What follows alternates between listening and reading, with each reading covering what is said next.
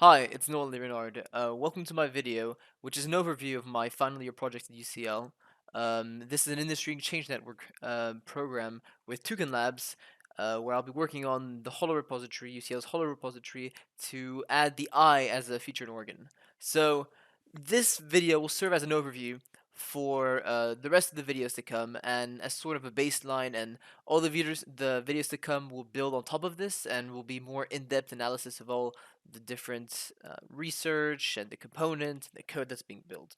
So I'd like to start off by introducing the different moving pieces to this project. The first one is what I'll be building on, the whole repository.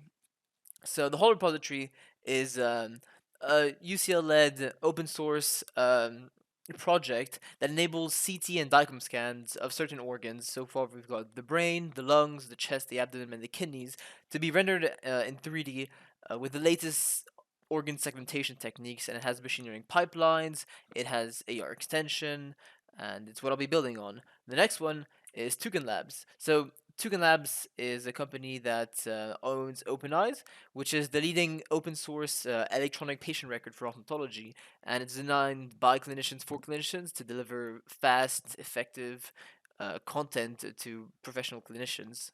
And client here is the NHS, more specifically an undisclosed NHS hospital here, which are the ones that'll be delivering the data for the project. And this is where I'll be interacting with the clinicians. I'll have a staff of people to help me get information, interact with professionals, etc. Now I'll introduce what's being built here, which is a proof of concept, which is going to be implemented into the whole repository.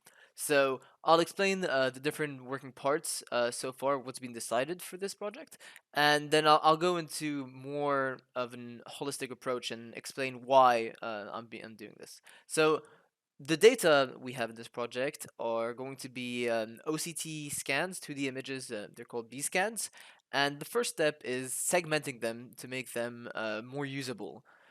So, as an example, here are unsegmented images, and here are segmented images. One is done using manual segmentation, and the others are using various segmentation methods, which we will explore and talk about later, such as using neural networks, using algorithms, using graph detection, using edge detection, etc., etc. Next one is extruding this segmented model to 3D. We'll go more in detail about this after, but this helps it create a more tangible and visualizable representation of whatever's going wrong with the patient. So here's a very rough sketch of how a segmented image could be extruded to 3D. This is to help clinicians in their diagnosis. And finally, in parallel, we've got a pipeline for a machine learning model where the input OCT image is run through a machine learning model, and then it can be classified and serve as a help for diagnosis. So for in this case, the input image would go through a pre-trained machine learning model, and then it would be classified as, oh, this is an image belonging to glaucomatous patient. So why are we doing this? So the point of this proof of concept is to try and create an efficient, accurate way for clinicians, especially in ophthalmology, to visualize their patient's problem and to try and find the most accurate and fast diagnosis. So the segmentation is to help them visualize what's wrong and make decisions based on that. The extrusion is to further help the visualization and bring it to a more tangible space.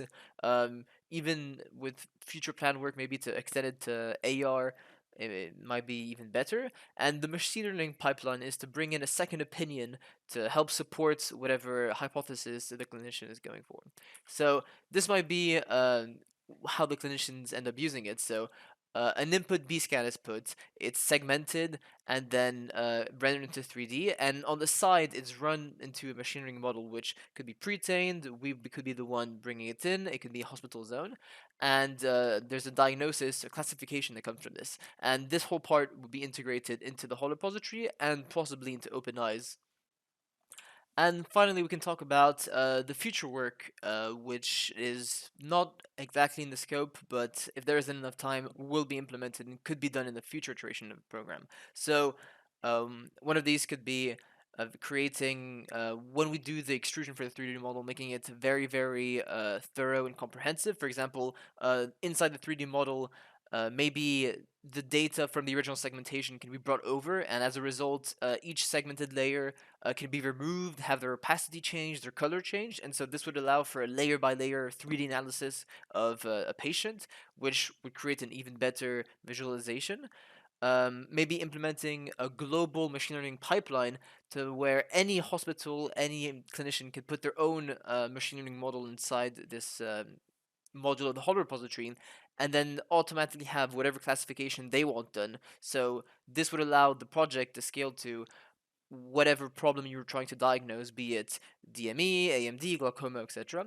And finally, as this is a HoloRepository built on Microsoft's HoloLens, maybe more in mind with the whole AR integration and methods around that for visualizing, moving in the 3D space, etc., could help the clinicians visualize in a realistic space what's going on.